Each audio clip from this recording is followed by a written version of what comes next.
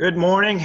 It's Saturday, July 18, 2020, and we're talking about a Jesus-centered gospel message based on the devotional from Acts 3, verses 12 to 26.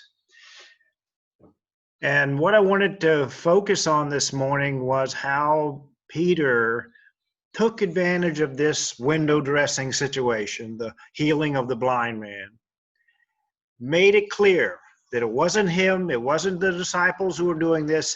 This is a God thing. And then he immediately launched into the Old Testament. He immediately jumped into, this is the God of Abraham, Isaac, and Jacob, the God of our ancestors, and connected this event to the story of the Old Testament and the story of Jesus. It all connects, and the connection is Jesus himself.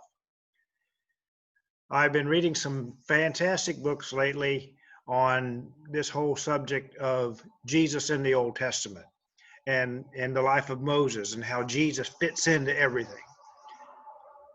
And so I'm finding that there is like, it's one statement of God's grace, and it becomes clearer as time progresses. It's not this is an old book about law, and then we get a new book about grace. It's God's grace being revealed step by step, starting in the garden with the promise of someone who would come, a seed who would come, who would destroy the serpent. Going through the story of Abraham, and then zeroing in on his descendant, not all of his descendants, but just one of his descendants, Israel, and then zeroing in further, going beyond to Moses and Israel, zeroing in further to David and his descendants, till you get to one of David's descendants, that's Jesus. So it's kind of funneling down, making it more and more particular until we get to Jesus. And then it funnels out again. The hints we have in the Old Testament that God is the God of all nations, that God wants to bring all the nations to him, become explicit in the New Testament. And that gospel, Jesus-centered gospel message now is one we proclaim to all the nations.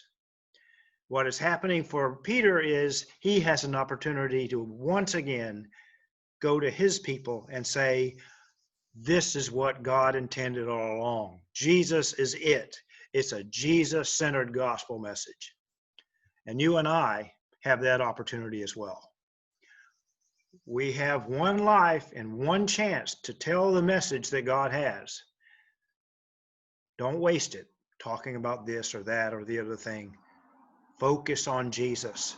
He is God's answer to everything. He is the future, and he explains the past. May God bless you. Have a great day.